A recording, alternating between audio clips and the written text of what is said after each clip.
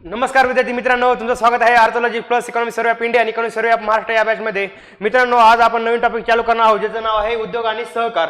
मित्रांनो, तुम्ही जर 2012 ते 2023 पेपरचं अनालिसिस केलं GS4च्या, तर तुम्हाला असं जाणवलं की उद्योग आणि सहकारवर नेहमी क्वेश्चन आलेले दिसतात. आणि उद्योगामध्ये जर पाहिलं तर 1956चं औद्योगिक धोरण असेल, 1991चं औद्योगिक धोरण असेल किंवा महाराष्ट्राचं औद्योगिक धोरण 2019 यावर नेहमी क्वेश्चन आलेले दिसतील. आणि विशेष म्हणजे उद्योगामध्ये तुम्हाला जर जाणवलं की MSME क्षेत्राबद्दल खूप सारे क्वेश्चन आलेले दिसतील. MSME micro small medium enterprises, मग मायक्रो काय, स्मॉल काय, मीडियम काय, मतलब त्याचा टर्नओव्हर किती, त्याचे इन्व्हेस्टमेंट किती आहे, त्यानुसार त्याचं वर्गीकरण केलेलं दिसतं. आणि MSME बद्दल नेहमी क्वेश्चन विचारण्याचं कारण असं आहे की MSME हे उद्योग क्षेत्रामध्ये सगळ्यात जास्त काय रोजगार देणारं क्षेत्र आहे. आणि दुसरं आहे सहकार. सहकाराचं जर सहकाराबद्दल जर विचारलं तर सहकाराची नवी तत्वे काय, जुनी तत्वे काय, किंवा 1995ची सहकारची परिषद काय होती, किंवा महाराष्ट्र सहकारी संस्था कायदा काय आहे 1960चा, त्याबद्दलही तुम्हाला वेगवेगळे कायदे आहेत त्याचे इयर विचारलेले दिसतील. त्यामुळे तुम्हाला सांगतो की हे जो टॉपिक आहे आपल्यासाठी खूप VIP आहे. त्यामुळे तुम्हाला मी नेहमी मित्र सांगतो की 2012 ते 23चे सगळे पेपर अनालिसिस चांगली करा. वेळ भरपूर आहे, 10-12 दिवस जरी राहिले तरी 48 पेपर डोळ्या खालून नजरे खालून जाऊ शकतात. कारण की फक्त तुमची इच्छाशक्ती पाहिजे मित्रांनो. फक्त तुम्ही रिडिंग करत बसता. रिडिंग ही तेवढीच महत्त्वाची आहे, पण त्यासोबत PYQ बघणं ही गरजेचं आहे. कारण की PYQ मधून तुम्हाला तुमचा एरिया ऑफ इंटरेस्ट काय आयोगाचा ते रिव्हिजन करताना त्यामुळे तुम्हाला ते थोडा इझीपणा येईल की आपल्याला खूप असं डिटेल गोष्टी करायच्या नाही, तर वरवर जे क्वेश्चन विचारले जातात ते वरवर एकदा एकदम असं स्कॅन करून टाकायचं आपलं सिलेबस. त्यामुळे असं लास्ट दिवसामध्ये टेन्शन येतं, बऱ्यापैकी हे होतं. तर लक्षात ठेवा मित्रांनो, जर तुम्ही PYQ अनालिसिस केलं तर तुम्हाला एरिया ऑफ इंटरेस्ट आयोगाचं कळतं आणि लास्ट मोमेंटला रिव्हिजन काय करायचे ते कळतं. त्यामुळे तुम्हाला नेहमी सांगतो की 2012-23 चे पेपर GS1, 2, 3, 4 चे एकदा तरी नजरे खालून घाला मित्रांनो. आणखीही वेळ गेलेला नाही. 10-12 दिवस जरी एक्झामला राहिले असेल तरी 2-4 पेपर जरी फास्टमध्ये पाहून घेतले तरी चालतील. मी म्हणतो सोडत बसू नका.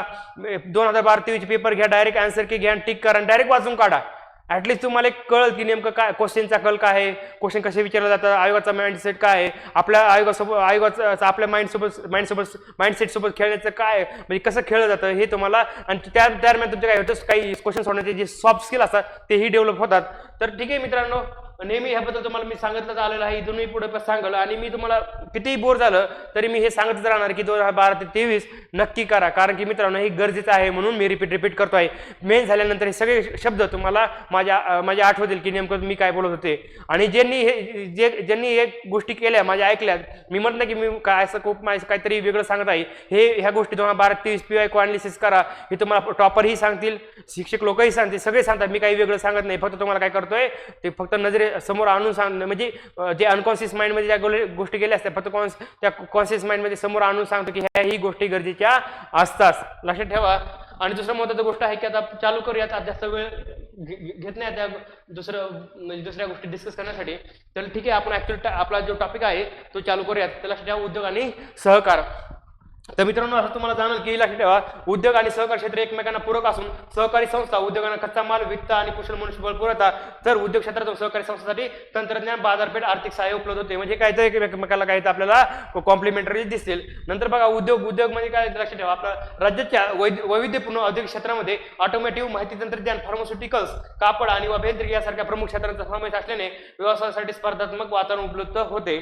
तर लक्षात ठेवा, राज्याचे औद्योगिक क्षेत्र देशांतर्गत आणि आंतरराष्ट्रीय गुंतवणूकदारांना आकर्षित करत असून राज्य आणि देशात थेट परकीय गुंतवणुकीत आपले अव्वल स्थान कायम राखले आहे. जर आता ट्रेंड जर पाहिला, सगळ्यात जास्त FDI इंडियामध्ये कोणाकडे, महाराष्ट्राकडे आहे. 2 नंबरला आहे गुजरात आणि 3 नंबरला आहे कर्नाटक. पुढे येणारच आहे, आपण ती रँकिंग पुढे गेला आणखी पाहूयात.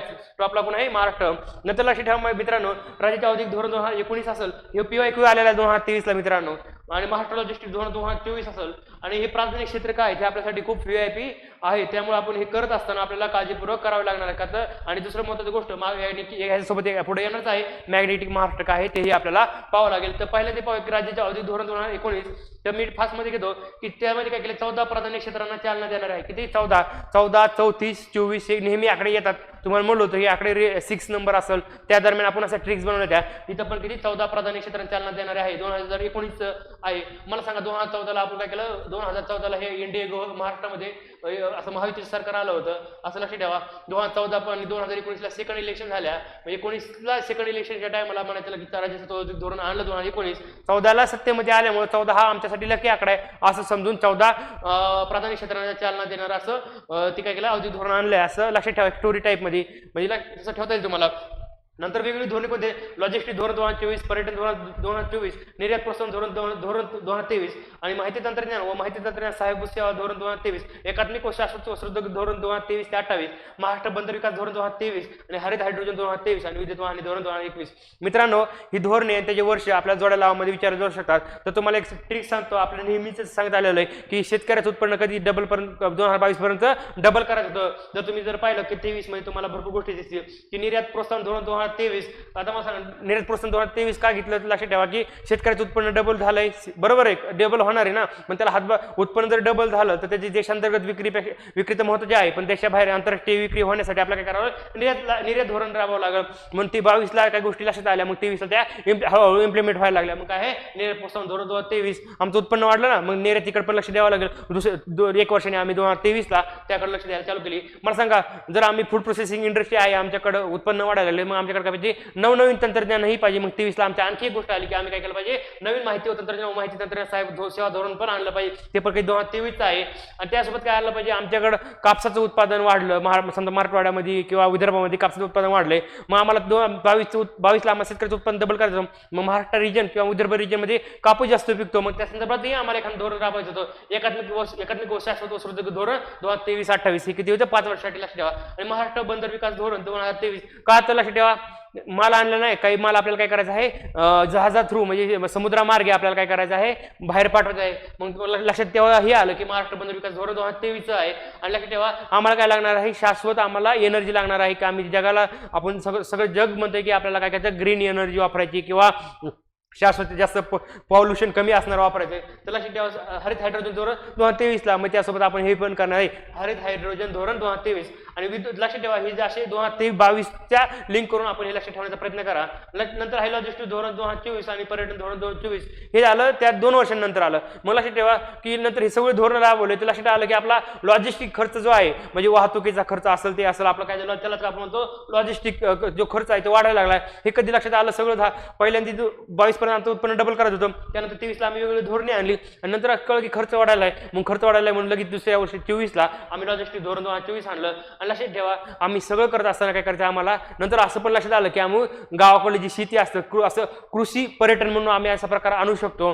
मग उत्पन्न डबल करण्यासाठी आम्हाला त्या लॉजिस्टिक धोरणासोबत आम्हाला आणखी काय डोक्यात आलं की पर्यटन धोरण पण राबवू शकतो. मग पर्यटन धोरण 2024ला अशा प्रकारे हे तुम्ही ट्रिक स्वरूपात लक्षात ठेवू शकता. आणि लक्षात ठेवा विद्युत वाहने धोरण महाराष्ट्रात कधी ह्याच्याही 2022ला का 23ला क्वेश्चन आलेला आहे. विद्युत वाहन धोरण कधीचं आहे, 2021चं आहे. लक्षात ठेवा कधीचं मित्रांनो, बरोबर आहे 21व्या शतकामध्ये असं लक्षात ठेवायचं. म्हणजे 21वे धोरण लक्षात ठेवा, वाहतूक धोरण 2021 लक्षात ठेवा. आणि जर लक्षात ठेवा की ह्यासोबत आणखी फेम पॉलिसी होती 2015ची, ती कोणाची होती, गव्हर्नमेंट ऑफ इंडियाची होती. आपल्या इलेक्ट्रिक व्हेकलसाठी ती एक लक्षात ठेवा फेम 2015. 14ला गव्हर्नमेंट आलं लक्षात ठेवा.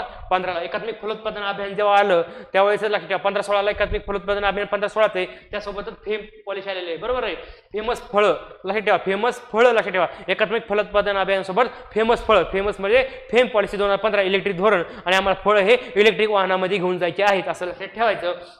नंतर आहे औद्योगिक धोरण 2019 अंतर्गत प्राधान्य क्षेत्र किती ते मित्रांनो लक्षात ठेवा. 14 प्राधान्य क्षेत्र आहेत. तर पहिलं आहे विद्युत वाहने आहे, हवाई व संरक्षण उत्पादन उद्योग आहे, उद्योग 4.0 आहे, कृत्रिम बुद्धिमत्ता असेल, त्रिमिती छपाई असेल, इंटरनेट ऑफ थिंग्स असेल, यंत्रमानव विज्ञान असेल, ज्ञानतंत्रज्ञान आणि एकात्मिक डेटा सेंटर हे तुम्हाला पाहू शकता. आणि सगळ्यात महत्त्वाची दुसरी गोष्ट आहे की जैव तंत्रज्ञान, वैद्यकीय विज्ञान उपकरणे असे सगळे 14 धोरण काय ते तुम्ही फक्त नंतर वाचून घ्या. सध्या तात्पुरतं जेवढं आहे तेवढं लक्षात ठेवा, मी आता सांगितलं ते. नंतर लक्षात ठेवा की सगळ्यात महत्त्वाचं काय तर महाराष्ट्राचं लॉजिस्टिक धोरण 2024. लक्षात ठेवा महाराष्ट्राला जागतिक लॉजिस्टिक केंद्र बनवणे हे या धोरणाचं उद्दिष्ट आहे. कधीचं 2024चं. आणि 2028 पर्यंत महाराष्ट्राला $1 ट्रिलियन अमेरिकन डॉलरची अर्थव्यवस्था बनवण्याचे उद्दिष्ट साध्य करायचे आहे. किती? 1 ट्रिलियन. किती? 1 ट्रिलियन किती 2028 पर्यंत. आणि जे आपलं धोरण होतं 2000 एकात्मिक वस्त्रोद्योग धोरण ते 2023-28 ला संपतंय आणि 28 आपल्याला त्या दरम्यान आपल्याला $1 ट्रिलियन अमेरिकी डॉलर्स अर्थव्यवस्था बनवण्याचं उद्दिष्ट आहे. मग उद्दिष्टामध्ये काय काय होतं ते तुम्ही पाहून घ्या. नंतर आहे लॉजिस्टिक लॉजिस्टिक धोरण 2024 उद्दिष्टे सध्याच्या 14-15% तुलनेत 4-5% वाहतूक खर्च कमी करणे. बरोबर आहे. सध्या किती होते? 14 ते 15% होते ना. मग लक्षात ठेवा तो किती करायचा? 4 ते 5% लॉजिस्टिक खर्च आणायचा आहे. बरोबर, सॉरी 4 ते 5% वाहतूक खर्च कमी करण्यात. कशाच्या तुलनेत 14-15. ते लक्षात ठेवा 24 धोरण आहे. बरोबर, 14-15ला आमचं गव्हर्नमेंट आलं. बरोबर, एनडीएचं. मग तोच आकडा लक्षात ठेवा 14-15. तोच 14-15. बरोबर, लॉजिस्टिक धोरणामध्ये म्हणजे लॉजिस्टिक धोरण इलेक्शन गव्हर्नमेंट आलं 14-15, लॉजिस्टिक 14-15 चे टक्के पर्सेंटेज आणि किती पर्यंत करायचं? 4-5% कमी करायचं आहे.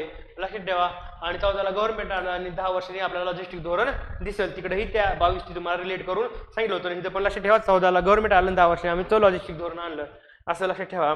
नंतर व्यवसाय सुलभीकरण उपक्रम लक्षात ठेवा. व्यवसाय सुलभीकरण केंद्र शासनाच्या उद्योग संवर्धन आणि आंतरिक व्यापार विभागाने व्यवसाय सुलभतेसाठी तयार केलेल्या व्यवसाय सुधारणा कृती आराखडा मानांकनामध्ये सन 2020-21 साठी राज्याला ॲच्युअर श्रेणी मिळाली. एवढंच लक्षात ठेवा. कोणती? ॲच्युअर होता व्यवसाय सुलभीकरण उपक्रमामध्ये. मग ते डिपार्टमेंट कोणतं होतं? DPIIT, department for promotion of industry and internal trade. काय? DPIIT, department for promotion of industry आणि इंटरनल ट्रेड असं लक्षात ठेवा. बाकीचं वाचून घ्या काय आहे ते तुम्हाला नंतर एकल खिडकी प्रणाली लक्षात ठेवा. ठीक आहे थोडं येस एकल खिडकी प्रणाली आहे त्याला काय म्हणतो आपण? मैत्री म्हणतो, जी की मुंबईला आलेली 2014ला. मला अवधी धोरण 2013 मध्ये अभिप्रेत असलेला गुंतवणूकदारांसाठी एकात्मिक सुलभता कक्ष महाराष्ट्र उद्योग व्यापार आणि गुंतवणूक सुविधा केंद्र मैत्री राज्य शासनाने माही फेब्रुवारी 2014 पासून मुंबई येथे स्थापित केला आहे. त्या लक्षात ठेवा 2014ला महाराष्ट्रामध्ये महायुती सरकार आलं. लक्षात ठेवा त्याची महाराष्ट्रासोबत म्हणजे महाराष्ट्र जनतेसोबत काय झाली? मैत्री झाली असं समजायचं. आणि पुढे त्यांचं गव्हर्नमेंट आतापर्यंत रन करत आहे असं लक्षात ठेवायचं. स्टोरी टाईप काय 14ला काय आली? मैत्री झाली आणि ती मैत्री आणखी कंटिन्यू आहे असं लक्षात ठेवा. 2014 आणि कुठे झाली? मुंबईला. सेंटर कुठे? विधान परिषद विधान भवन कुठे? मुंबईला. म्हणून मैत्री कुठं? एकल खिडकी प्रणाली कुठं? मुंबई 2014. आणि ती कधी कोणाचा अभिप्रेत होतं? महाराष्ट्र अवधी धोरण 2013ला अभिप्रेत असलेलं ती सेल होती. लक्षात ठेवा. मैत्रीचा लॉंग फॉर्म काय आहे? Maharashtra industry trade investment facilitation cell. काय? Maharashtra industry trade and facilitation cell. लक्षात ठेवा. आपल्याला विचारला जाऊ शकतं. राज्यातील औद्योगिक गुंतवणूक विचारले आहे. नंतर आहे मॅग्नेटिक महाराष्ट्र काय? हे पण महत्त्वाचं आहे. तुम्ही जर पाहिलं असेल की आदरणीय आपले मुख्यमंत्री असतील फडणवीस साहेब त्यांच्या तोंडून तुम्हाला नेहमी तुम्हाला मॅग्नेटिक महाराष्ट्र शब्द उच्चारलेला दिसेल. तर मॅग्नेटिक महाराष्ट्र काय आहे? गुंतवणूक आकर्षित करणे आणि रोजगार निर्मितीच्या उद्देशाने राज्यात जून 2020 मध्ये मॅग्नेटिक महाराष्ट्र 2.0 कार्यक्रम आयोजित करण्यात आला. तर 2020 मॅग्नेटिक आहे ना. T20 मॅच लागले की मॅग्नेट सारखे लोक टीव्ही बघायला जातात किंवा मॅच बघायला जातात असं लक्षात ठेवा. काय? मॅग्नेटिक महाराष्ट्र म्हणजे 2020ला त्याचं 2.0 व्हर्जन आले. मग ते कसं लक्षात ठेवायचं? 2020 मॅच चालू झाली की लोक अट्रॅक्ट होतात त्या टीव्हीकडे मोबाईलकडे का मॅच बघण्यासाठी. काय एक प्रकारे मॅग्नेट सारखं लक्षात ठेवा. आणि त्याच्या 2 वर्ष अगोदर मॅग्नेटिक महाराष्ट्र 1.0 आलेलं दिसेल आपल्याकडे. आणि 2 वर्ष मागे जायचं 2018 आणि ते आहे 2018ला आहे सुरुवात आणि 2020ला मॅग्नेटिक महाराष्ट्र 2.0. मोठे प्रकल्प राज्यात 2005 पासून मोठ्या प्रकल्पाचे धोरण लागू करण्यात आले. बरोबर आहे. 2004ला इलेक्शन झालं. त्यानंतर जे युपीए गव्हर्नमेंट होतं लक्षात ठेवा. त्यावेळेस जे गव्हर्नमेंट होतं बरोबर आहे राष्ट्रवादी काँग्रेस असेल किंवा बरोबर आहे राष्ट्रवादी काँग्रेस यांचं त्यावेळेस त्यांचं होतं की मोठे प्रकल्पाबाबत धोरण लागू करायचं होतं. बरोबर आहे. मोठ्या प्रकल्पाबाबत त्यावेळेस त्या वर्षीच्या सरकारनं मांडलेलं हे धोरण होतं मोठे प्रकल्पाबाबत. लक्षात ठेवा. 2004ला इलेक्शन झालं आणि 5ला हे धोरण लागू केलेलं दिसतं. नंतर ह्या जे रँकिंग आहे मित्रांनो ह्या 4-5 हे आहेत रँकिंग बद्दलचे चार्ट आहेत.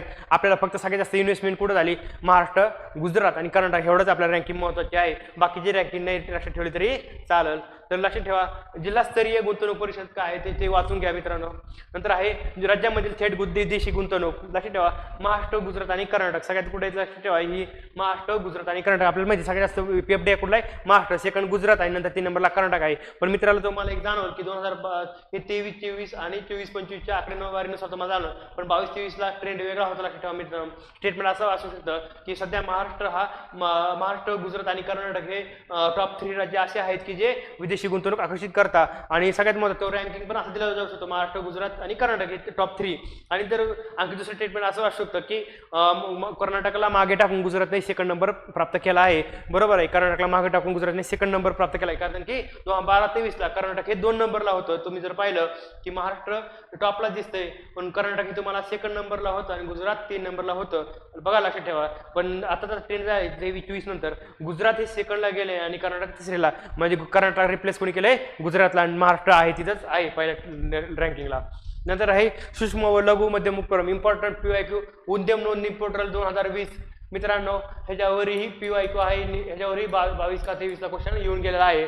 वस्तू निर्माण सेवा पुरवण्या उपकरणांचे वार्षिक उलाढाल व यंत्रसामग्री साधनसामग्रीमधील गुंतवणूक यावर आधारित सूक्ष्म लघु मध्यम उपक्रम असे वर्गीकरण करण्यात आले आहे. सूक्ष्म व लघु मध्यम उपकरणांचे सक्षमीकरण करणे व त्यांना प्रोत्साहन देणे यासाठी राज्यात विविध योजना राबवण्यात येत आहेत. लक्षात ठेवा. आता लक्षात ठेवा उद्यम नोंदणी पोर्टल कधी चालू झालं 1 जुलै 2020 लक्षात ठेवा. 1 जुलै 2020 लक्षात ठेवा. मग 2020 लक्षात ठेवा उद्यम नोंदणी पोर्टल. लक्षात उद्यम बरोबर आहे. उद्यम म्हणजे कसं की उत्साही आपलं म्हणतं का एकदम उत्साही माणूस आहे. उद्यम म्हणजे उद्यम माणूस म्हणजे औद्योगिक इनोव्हेटिव्ह आपण त्याला म्हणतो ना तसं उद्यम म्हणजे उत्साही. लक्षात ठेवा. मग ते लक्षात ठेवा उद्यम म्हणजे इनोव्हेटिव्ह.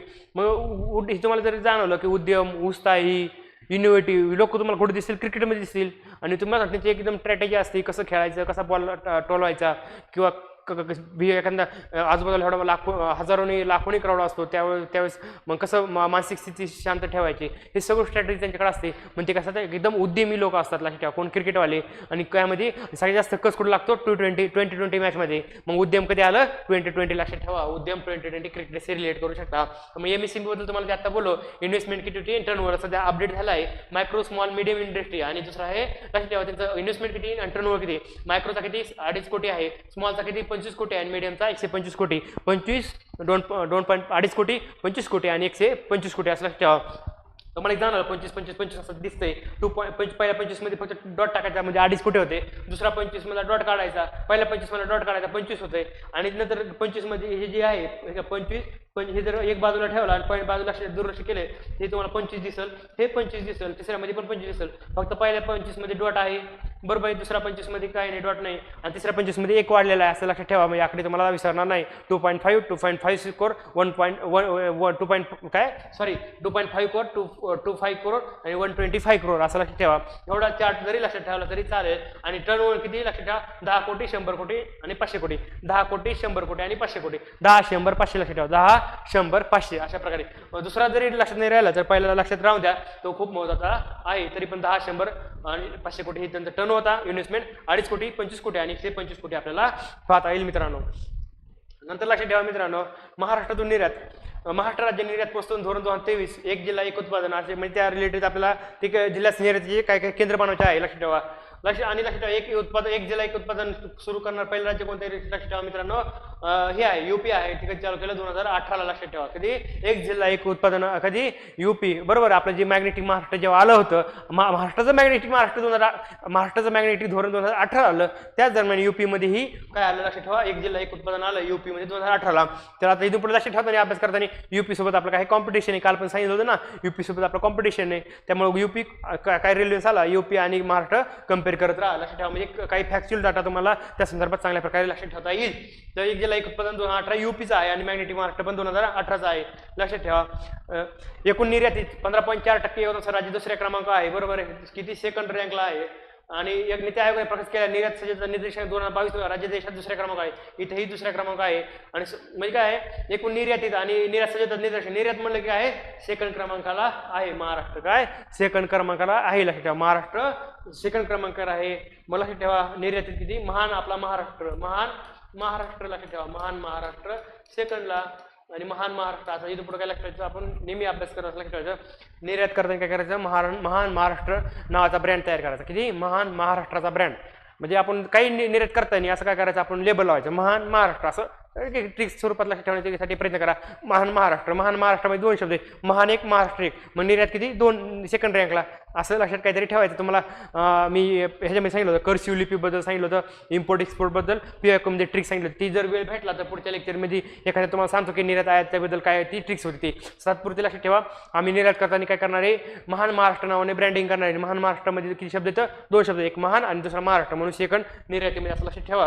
आणि 37 विशेष आर्थिक क्षेत्र आहेत आणि 8 कृषी निर्यात क्षेत्र आहे. तर जिल्हे आहेत आमचे 36 पण सेज किती 37 जिल्हे आहेत आमचे 36 आणि सेज किती मित्रांनो 37 लक्षात ठेवा. आपल्यासाठी हा चार्ट महत्त्वाचा आहे मित्रांनो की राज्यातून झालेली सगळ्यात जास्त निर्यात तर लक्षात ठेवा पहिल्यांदा काय आहे, अभियांत्रिकी वस्तूची आहे सगळ्यात जास्त 34%, दुसरं आहे रत्ने व आभूषणे 23%, कृषी व संलग्न क्षेत्रे आणि रसायने हे दोन्ही मिळून काय आहे, कृषी व संलग्न 8% आणि रसायने 8%, हे सेम तुम्हाला दिसलं. तर आपल्या जर आपल्या नेहमी आपला प्री असेल मेन्स असेल नेहमी हा जो क्वेश्चन आलेला दिसतो, तर लक्षात पहिल्यांदा काय आहे अभियांत्रिकी आहे म्हणजे महाराष्ट्राच्या मध्ये, दुसरं आहे रत्ने व आभूषण आहे आणि नंतर आहे कृषी व संलग्न क्षेत्रे रसायने. तर मित्रांनो असं लक्षात ठेवा की महाराष्ट्राचे लोक काय आहेत जुगाडू, जुगाडू म्हणजे काय, जुगाडू कोण लोक असतात, इंजिनियर लोक असतात, म्हणून अभियांत्रिकी लक्षात ठेवा. जुगाडू लोकांनी काय केलं, काहीतरी मशीन बनवलं ते एक्सपोर्ट केलं, बरोबर आहे, त्यातून आला लई मोठा पैसा. मग आपल्या महाराष्ट्रातील लोकांचे कल्चरमध्ये जर पाहिलं की सोनं ते खूप घालतो आपण म्हणजे सणाला त्याला किंवा लग्नामध्ये, मग सोनं, मग त्यातून काय खरेदी केलं, रत्ने व आभूषणे खरेदी केले, बरोबर आहे, रत्ने आभूषणे खरेदी केलं आणि सगळ्यात शेवटी काय केलं, मला लक्षात ठेवा म्हणजे नंतर काय केलं, आपल्याला काय लागतं सगळ्यात जास्त आपण आपली जी इकॉनॉमी आहे महाराष्ट्राची पण ॲग्रिकल्चरला डिपेंड आहे आणि तिसऱ्या वेळेस काय केलं आपण शेती घेतली असं लक्षात ठेवा. त्या ॲग्रिकल्चर म्हणजे लक्षात ठेवा ना, म्हणजे तात्पुरतं काय आहे की पहिल्यांदा त्यांनी काय केलं, एक मशीन होतं जुगाड केला अभियांत्रिकाचा, त्यांनी काय केलं थोडा पैसा आला सुरुवातीला, मग त्यांनी काय केलं तात्पुरतं थोडेफार दागिने खरेदी केले रत्ने आभूषणे आणि लई मोठ्या मशीन त्याच्या एक्सपोर्ट झाल्या, मग बल्कमध्ये खूप मोठा पैसा आला, मग त्यांनी काय केलं खूप सारी अशी शेती घेतली लक्षात ठेवा. आणि लक्षात ठेवा शेतीमध्ये काय करत होते रसायने फवारायचे होते असं लक्षात ठेवा. मग टॉपचं जर पाहिलं तर अभियांत्रिकी आहे, दुसरं काय आहे कृषी आहे आणि तिसरं काय लक्षात ठेवा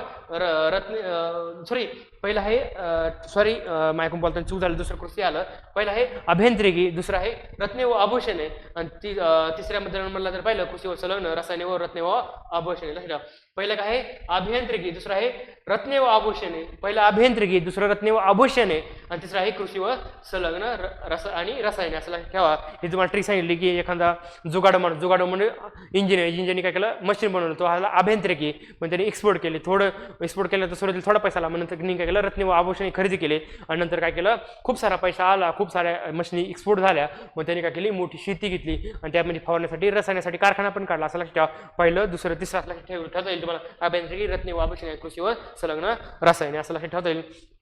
नंतर लक्षात ठेवा मित्रांनो महाराष्ट्र राज्य निर्यात प्रोत्साहन धोरण 2023 व्यवसायासाठी अनुकूल वातावरण निर्माण करून आणि निर्यातदारांना प्रोत्साहन देऊन राज्यातून निर्यातीला चालना देणे हा या धोरणाचा उद्देश आहे. तर लक्षात ठेवा. आणि सगळ्यात महत्त्वाचं काय की प्रथमच निर्यात करणाऱ्या सूक्ष्म लघु व मध्यम उद्योगासाठी लॉजिस्टिक प्रोत्साहनाचा समावेश, प्रथमच निर्यात करणाऱ्या सूक्ष्म लघु व मध्यम उद्योगासाठी लॉजिस्टिक प्रोत्साहनाचा काय समावेश झालेला आपल्याला पाहता येईल. नंतर जर लक्षात ठेवा मित्रांनो औद्योगिक विकासासाठी योजना आणि कार्यक्रम. 30 सेकंद थोडा ब्रेक घेतो मित्रांनो, थोडं एकच मिनिट.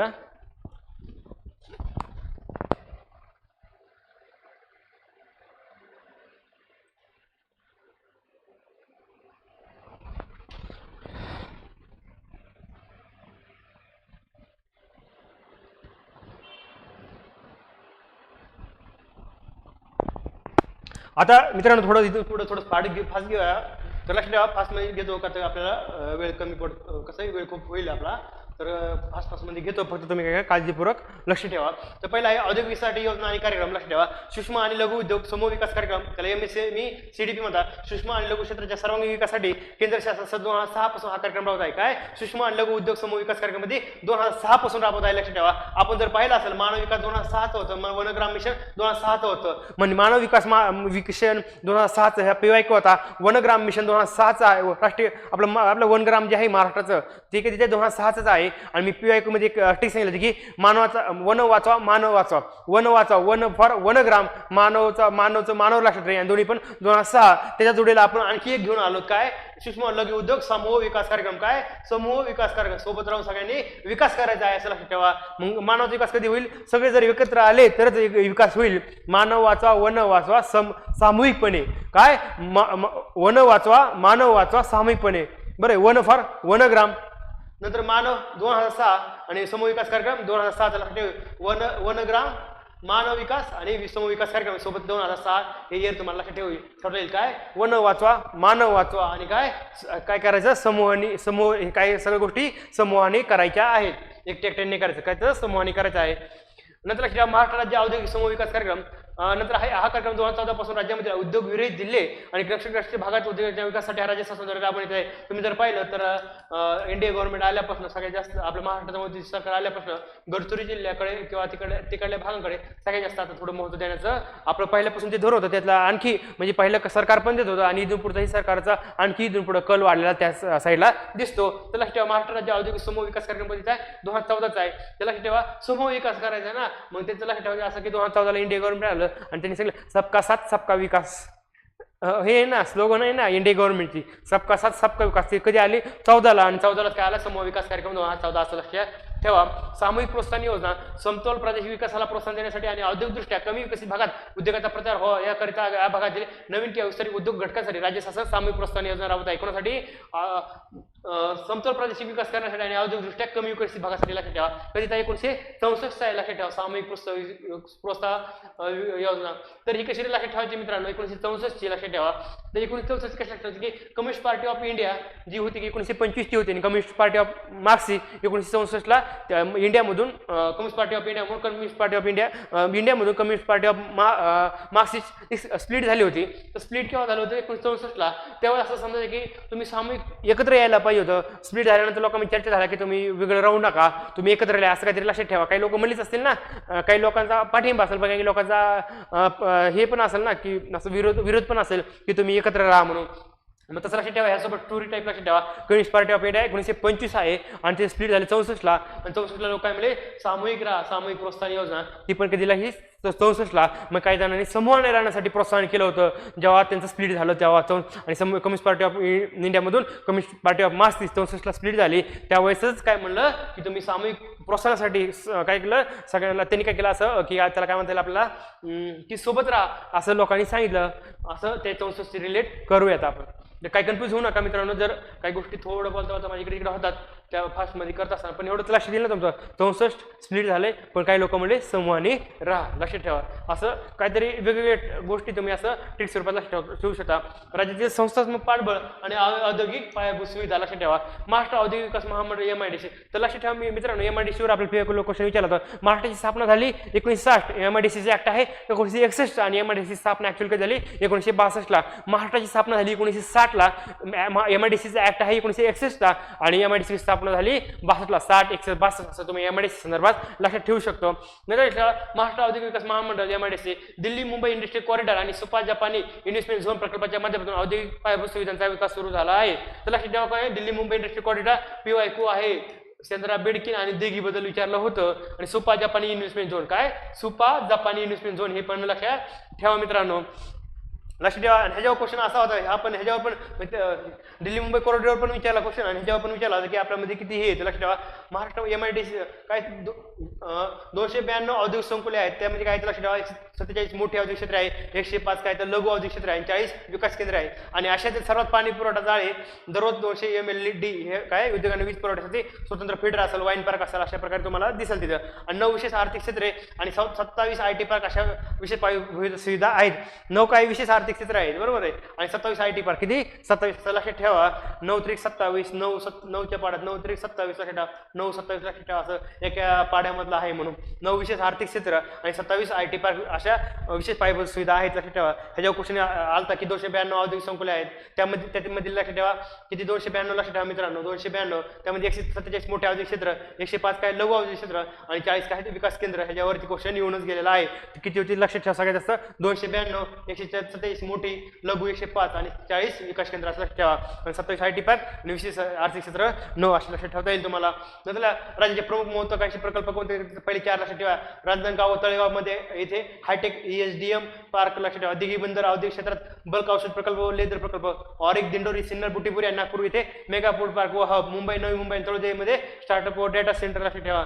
आणि जे विदर्भामध्ये जर पाहिलं तर आपल्याला लक्षात ठेवा अतिरिक्त अमरावती इथे PM मित्रा टेक्सटाईल पार्क हे महत्त्वाचं काय अतिरिक्त अतिरिक्त काय आहे अमरावती काय PM मित्रा टेक्सटाईल पार्क असं लक्षात ठेवता ही लक्षात ठेवा. आणि महत्त्वाचं काय महाराष्ट्र औद्योगिक विकास महामंडळ प्रगत सुविधा आणि कॅपॅसिटी किंमत रचनेसह परिपूर्ण असे कारखाना सुरू करण्यासाठीचे तयार वातावरण प्लग अँड प्ले सुविधा अंतर्गत उपलब्ध करून देत आहे. प्लग अँड प्लेस पायाभूत सुविधा काय आहे लक्षात ठेवा. हे एक प्रकार चांगलं वातावरण निर्माण करून कारखाना निर्माण तयार करण्यासाठी ते त्या रिलेटेड काय करतं मदत करत असं लक्षात ठेवा. प्लग अँड प्ले पायाभूत सुविधा लक्षात ठेवा. बाकीचं काय ते तुम्ही वाचून घ्या. दिल्ली मुंबई औद्योगिक कॉरिडॉर तुम्हाला म्हणतो ना PYQ असे कितीतरी PYQ तुम्हाला इकॉनॉमी सर्वे करत असताना दिसेल जे की 22 आणि 23च्या एक्झामला विचारले आहे. दिल्ली मुंबई औद्योगिक कॉरिडॉर हा दिल्ली आणि मुंबई दरम्यानचा नियोजित औद्योगिक विकास प्रकल्प आहे. या प्रकल्पांतर्गत छत्रपती संभाजी जिल्ह्यातील सेंद्रा बेडकिन औद्योगिक क्षेत्र आणि रायगड जिल्ह्यातील दिघी बंदर औद्योगिक क्षेत्र याचा समावेश आहे. छत्रपती संभाजीनगर जिल्ह्यातील कोणतं सेंद्रा बेडकिन आहे आणि रायगड जिल्ह्यातील काय लक्षात ठेवा दिघी बंदर आहे. अशा प्रकारे हा क्वेश्चन डायरेक्ट हा स्टेटमेंट होतं आणि ते स्टेटमेंट बरोबर होतं लक्षात ठेवा. नंतर आहे महाराष्ट्र लघु उद्योग विकास महामंडळ, लघु उद्योगांचा विकास करण्यासाठी महाराष्ट्र लघु उद्योग विकास महामंडळ आलं दिसतं. महाराष्ट्र राज्य खाद्य आणि ग्रामोद्योग महामंडळ, या महामंडळामार्फत पंतप्रधान रोजगार निर्मिती कार्यक्रम असेल, मुख्यमंत्री रोजगार निर्मिती कार्यक्रम असेल आणि कारागीर रोजगार हमी योजना असेल ते राबवले जातात. आणि महाराष्ट्र राज्य नाविन्यता संस्था, महाराष्ट्र राज्य इनोव्हेशन स्टार्टअप पॉलिसी 2018 अंतर्गत उपक्रम राबवण्याची जबाबदारी या यंत्रणेवर सोपवण्यात आली आहे. काय राज्यातील स्टार्टअप आणि नाविन्यतेसाठी महाराष्ट्र राज्य नाविन्यता संस्था ही नोडल यंत्रणा असून महाराष्ट्र राज्य इनोव्हेशन स्टार्टअप पॉलिसी 2018 अंतर्गत उपक्रम राबवण्याची जबाबदारी आहे. आणि ह्याला आपण काय करू शकतो, आपल्या मॅग्नेटिक महाराष्ट्राची तुम्ही लिंक करू शकता. बरोबर आहे, बरोबर. मॅग्नेटिक महाराष्ट्र आपल्याला काय स्टार्टअप करायचे ना, गुंतवणूक आकर्षित करायचे ना, मग ते सोबत लिंक ठेवा ना, स्टार्टअप आणि मॅग्नेटिक महाराष्ट्र 2018 असं लक्षात ठेवा. नंतर लक्षात ठेवा मित्रांनो, आपल्याला काय करायचं पुढचं आहे पुण्यश्लोक अहिल्यादेवी होळकर महिला स्टार्टअप योजना. लक्षात ठेवा, महिलांच्या नेतृत्वाखाली स्टार्टअप आणि व्यवसाय वाढीसाठी वस्त्रासाठी नाविन्यपूर्ण स्टार्टअपना आर्थिक पाठबळ देण्याची गरज लक्षात घेऊन ही योजना 2024 मध्ये सुरू करण्यात आली. आणि देशात सर्वाधिक महिला स्टार्टअप असलेले राज्य बनवणे हा योजनेचा काय आहे उद्देश आहे. लक्षात ठेवा, कधी 2024 ला लक्षात ठेवा, 2024 ला म्हणजे लक्षात ठेवा 2022 ला जर आम्हाला काय करायचं होतं पण डबल करायचं होतं तर 2 वर्षांनी आमच्या असं पण लक्षात आलं की आम्ही काय करायचं महिलांकडे त्या स्टार्टअपकडेही लक्ष दिलं पाहिजे. अशा प्रकारे 2022 नंतर तुम्हाला बऱ्याच चांगल्या घडामोडी घडलेल्या दिसतील. तर लक्षात ठेवा 2014 ला काय आलं इंडिया गव्हर्नमेंट आलं, 10 वर्षांनी काय आलं पुण्यश्लोक अहिल्यादेवी होळकर महिला स्टार्टअप योजना 2024 लक्षात ठेवा मित्रांनो. नंतर आहे स्टार्टअप इंडियाच्या स्टेट स्टार्टअप रँकिंग 2022 अहवालानुसार महाराष्ट्र राज्य 5 सर्वोत्तम कामगिरी करणाऱ्या राज्यापैकी एक आहे. बरोबर आहे. आणि नंतर लक्षात ठेवा मित्रांनो, आपल्याला महत्त्वाचं काय वित्तीय तंत्रज्ञान फिनटेक धोरण असलेले महाराष्ट्र एकमेव राज्य आहे. आणि फिनटेक स्टार्टअपसाठी मुंबई फिनटेक हब ही समर्पित सहाय्यक टीम आहे. काय वित्तीय तंत्रज्ञान काय फिनटेक धोरण असलेले महाराष्ट्र हे एकमेव राज्य आहे. कोणतं फिनटेक धोरण असलेलं महाराष्ट्र हे एकमेव राज्य आहे, एवढं लक्षात ठेवा काळजीपूर्वक. नंतर लक्षात ठेवा मित्रांनो, आपल्याला राज्यातील स्टार्टअप विविध उपक्रम आणि योजना लक्षात ठेवायच्या आहे. तर लक्षात ठेवा मित्रांनो की इन्क्युबेटरची स्थापना आणि विस्तार योजना काय आहे. राज्यभरातील इन्क्युबेटरच्या कामगिरीचा वेळोवेळी आढावा घेऊन 5 कोटी रुपयाचे अनुदान 5 वर्षासाठी कालावधीसाठी देणे. 5 कोटी 5 वर्षासाठी असं लक्षात ठेवा, अनुदानासाठी आहे. लक्षात ठेवा. नंतर आहे बौद्धिक संपदा हक्क आणि गुणवत्ता चाचणी प्रमाणपत्र योजना. राज्याच्या सुरुवातीच्या टप्प्याच्या स्टार्टअप्सना सध्यासंतर्गत पेटंटसाठी 2 लाख आणि आंतरराष्ट्रीय पेटंटसाठी 10 लाख आणि गुणवत्ता चाचणी आणि प्रमाणासाठी 2 लाखापर्यंत प्रतिसाय आहे. तर लक्षात ठेवा देशांतर्गत पेटंट आणि प्रमाणपत्रासाठी किती 2 लाख आहे आणि आंतरराष्ट्रीय 10 लाख. 2 लाख लक्षात ठेवा आणि 10 लाख लक्षात ठेवा, एवढंच लक्षात ठेवा. आपल्याला काय करायचं तेवढे पैसे लागतील, 2 लाख 10 लाख एवढंच लक्षात ठेवा. आणि नावाचं काय बौद्धिक संपदा आणि गुणवत्ता चाचणी प्रमाणपत्र योजना हे किती 2 देशांतर्गत आणि इंटरनॅशनल 10 आणि प्रमाणपत्रासाठी 2 असं बोललेलं लक्षात ठेवा. Maharashtra student innovation challenge program 2023 राज्यातील महाविद्यालयीन विद्यार्थ्यांचे उद्योजक होण्याची स्वप्ने सत्यात उतरण्याचा त्यांच्या नवकल्पना प्रोत्साहन देणे सहज नावावरून लक्षात राहू शकतं. Maharashtra student innovation Maharashtra startup गतिवृद्धी कार्यक्रम अनुभवी मार्गदर्शक आणि माजी विद्यार्थ्यांच्या समूहामार्फत स्टार्टअप संस्थापना मार्गदर्शन करण्यासाठी हा गतिवृद्धी. बरोबर आहे. गती कधी भेटेल जेव्हा अनुभवी लोक तुमच्यासोबत असतील तेव्हा, असं लक्षात ठेवा. नंतर नॅशनल स्टार्टअप कॉन्क्लेव्ह लक्षात ठेवा.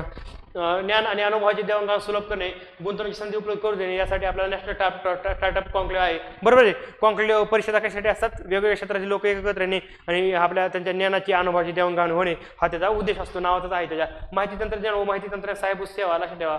नवीन माहिती तंत्रज्ञान आणि माहिती तंत्रज्ञान सहाय्य सेवा धोरण किती आहे 2023 आहे. लक्षात ठेवा. आपण जे आताच पाहिलं होतं मागाशी 22 ला आमच्याकडे काही डबल इन्कम झालं, त्यासाठी आम्हाला काही टेक्नॉलॉजी पण लागणार आहे 2023 लक्षात ठेवा. देशाची तंत्रज्ञान राजधानी बनवणे हे धोरणाचं काय उद्दिष्ट आहे. काय आपली काय तंत्रज्ञान राजधानी बनणे.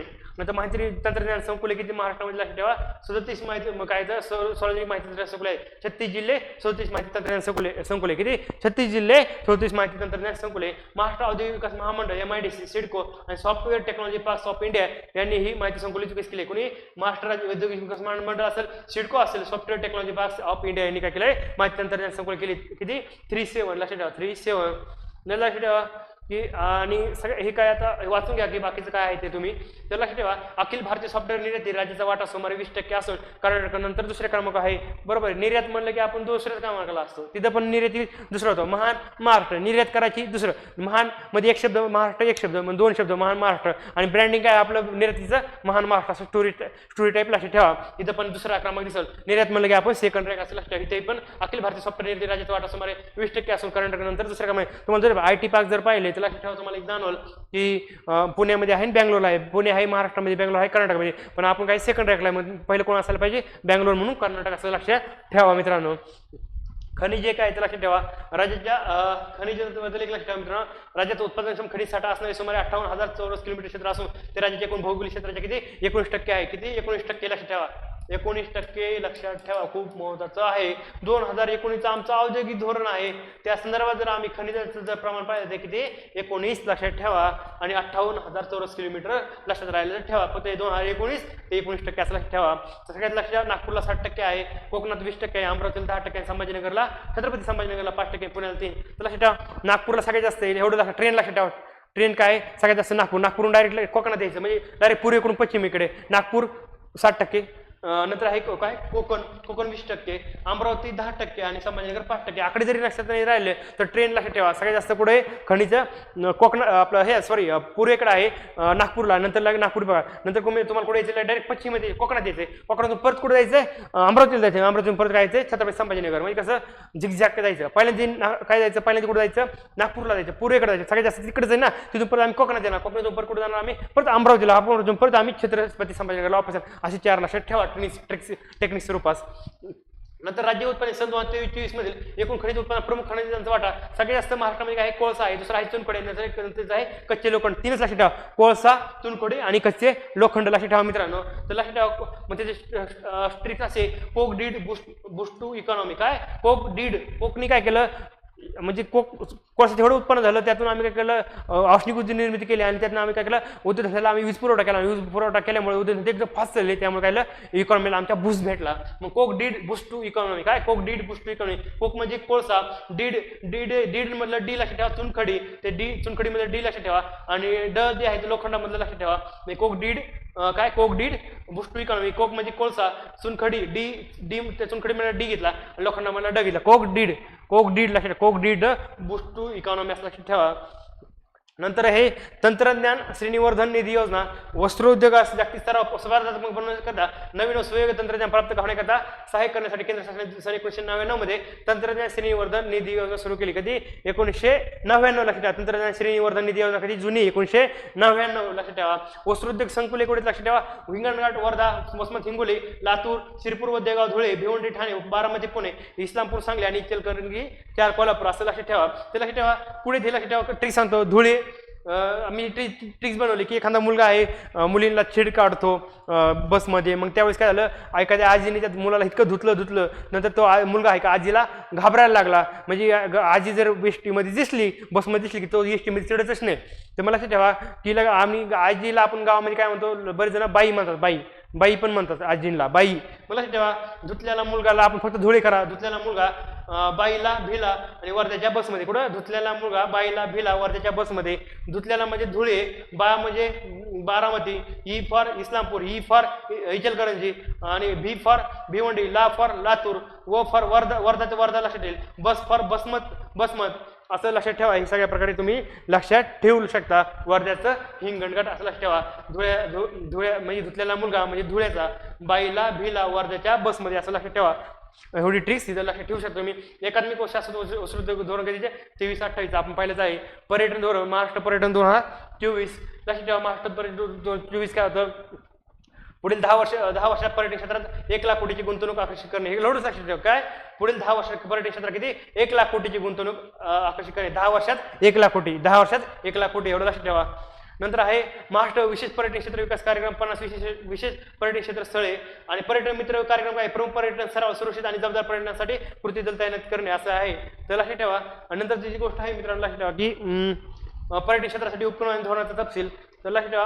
आदर्श क्षेत्रासाठी 1 खिडकी क्लिअरन्स, कृषी पर्यटन धोरण, साहसी पर्यटन धोरण, कॅरम पर्यटन धोरण, बिस्सॅक धोरण आणि आई महिला पर्यटन धोरण. हे धोरण खूप महत्त्वाचे आहेत मित्रांनो. हे तुम्ही वाचून घ्या.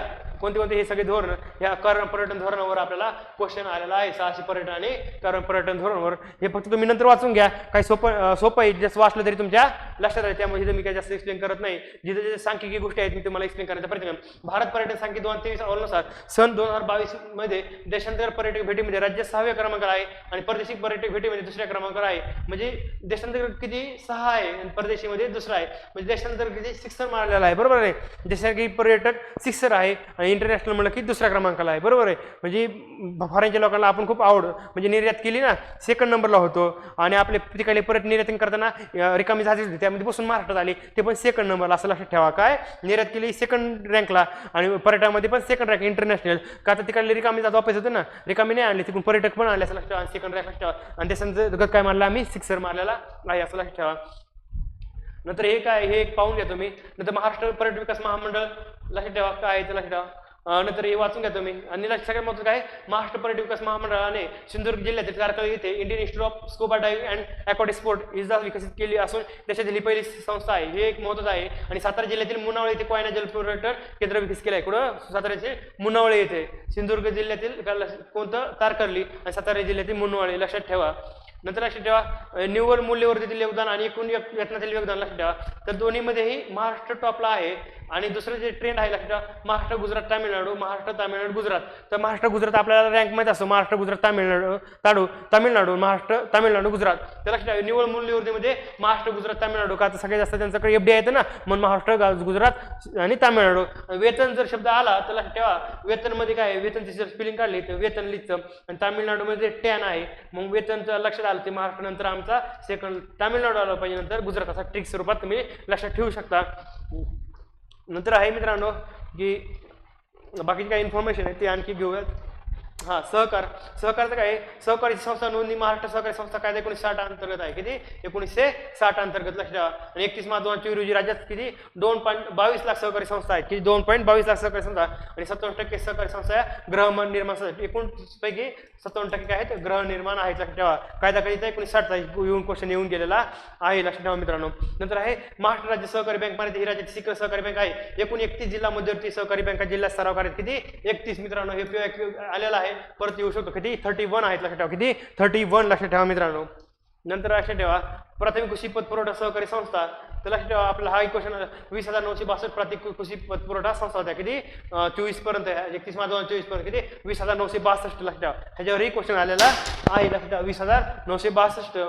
नंतर लक्षात ठेवा त्यावेळेस ही आकडेवारी विचारली होती, या दोन आकडेवारी क्वेश्चन विचारलेला होता. तर लक्षात ठेवा कृषी प्रक्रिया सहकारी संस्था काय आहे तुम्ही वाचून घ्या मित्रांनो. नोंदणी सहकारी कारखान्याबद्दल विचारलं होतं, त्यावेळेस किती आपल्याला 23ची आकडेवारी विचारते, 172 होती. पण आपल्या पर्यायामध्ये 175 होती, ती 175 होती, 22 होती. लक्षात ठेवा. आता किती 172 आहेत सहकारी कारखाने महाराष्ट्रामध्ये. लक्षात ठेवा येऊ शकतो, रिपीट होऊ शकतो. बाकीची काय आकडेवारी तुम्ही जास्त ओव्हरलुक करा, जास्त लक्षात राहिले तरी चालेल. मच्छीमारी सहकारी संस्था किती दिलेला आहे 3,376 लक्षात ठेवा. नंतरचं आहे सहकारी पणन संस्था. सहकारी पणन संस्था त्रिस्तरीय संघटना आहे. आणि महाराष्ट्र राज्य सहकारी पणन महासंघ मर्यादित ही सिकर संस्था असून जिल्हा सराव जिल्हा सहकारी पणन संघ आणि ग्राम सराव प्राथमिक सहकारी पणन संस्था कार्यरत आहे. हे एक महत्त्वाचं आहे, हा क्वेश्चन विचारला जाऊ शकतो. लक्षात ठेवा 3 स्तरीय सहकारी पणन संघटना म्हणजे सहकारी कोऑपरेटिव्ह मार्केटिंग. लक्षात ठेवा. नंतरची गोष्ट आहे बिगर कृषी सहकारी पतपुरवठा संस्था. तर महाराष्ट्रामध्ये किती 21,014 बिगर कृषी सहकारी पतपुरवठा संस्था आहेत. किती बिगर कृषी किती तर 21,000 लक्षात ठेवा. 21,000 प्लस आहेत, लक्षात ठेवा. असं लक्षात ठेवायचं. आणि सगळे बरोबर आहे 21,000 लक्षात ठेवा. नंतर आहे सहकारी ग्राहक संस्था. महाराष्ट्र राज्य सहकारी ग्राहक संघ ही सिकर संस्था असून ती जिल्हा सराव ग्राहक सहकारी ग्राहक भांडाराच्या कार्यावर नियंत्रण ठेवते. एवढंच लक्षात काय महाराष्ट्र राज्य सहकारी ग्राहक महासंघ ही सिकर संस्था असून ती जिल्हा सराव ग्राहक सहकारी ग्राहक भांडाराच्या कार्यावर नियंत्रण ठेवते. एवढंच लक्षात ठेवा, जास्त लक्षात नाही राहिलं तरी चालेल. महाराष्ट्र राज्य सहकारी गृहनिर्माण वित्तीय महामंडळ मराठी. महाराष्ट्र राज्य सहकारी गृहनिर्माण वित्तीय महामंडळ मराठी ही राज्यातील गृहनिर्माण पतपुरवठा करणारी मध्यवर्ती संस्था आहे. जर विचारलं की ती मध्यवर्ती संस्था कोणती तर ही आपण लक्षात ठेवू शकतो. परवानाधारक सावकार कृषी व बिगर कृषी पतपुरवठा संस्था व्यतिरिक्त परवानाधारक सावकारांना वैयक्तिक कर्जाचे वाटप उपलब्ध करून देण्यास राज्य शासनाने अनुमती दिली आहे. अशा प्रकारे आपले हे टॉपिक संपलेला आहे मित्रांनो. आजही जवळपास 40-45 मिनिटं झाले. ठीक आहे, हे टॉपिक खूप महत्त्वाचे आहे, त्यामुळे आपण जरी वेळ जात असेल तरी तुम्ही काळजी करू नका. ह्याच्यावर नेहमी क्वेश्चन आलेला आहे, त्यामुळे मी थोडं स्लो 30 मिनिटांमध्ये कव्हर करायचं होतं पण नाही झालं. ठीक आहे, इथून पुढचे टॉपिक कमी वेळ जसं जसं पुढे जाऊ तसं आपण फास्टमध्ये घेण्याचा प्रयत्न करू आणि कमी वेळेमध्ये कसं तुम्हाला आउटपुट भेटेल याचा जे म्हणजे हे करण्यासाठी माझे प्रयत्न राहतील. आता बघा आपले पहिले व्हिडिओ 40-40 मिनिटाचे होते, 1 तासाचा झाला, नंतर 40-40 नंतर 30-30 20-20 मिनिटापर्यंत मी आणतो जसं जसं पुढे जाईल तसं. आणि बॅच आहे आपली मॅक्सिमम किती 12 घंट्यापर्यंत कशी राहील मॅक्स टू मॅक्स ते करण्याचा मी प्रयत्न करेन. ठीक आहे, तर थांबाय तिथं आणि ऑल द बेस्ट राज्य सेवा मुख्य परीक्षा 2024साठी.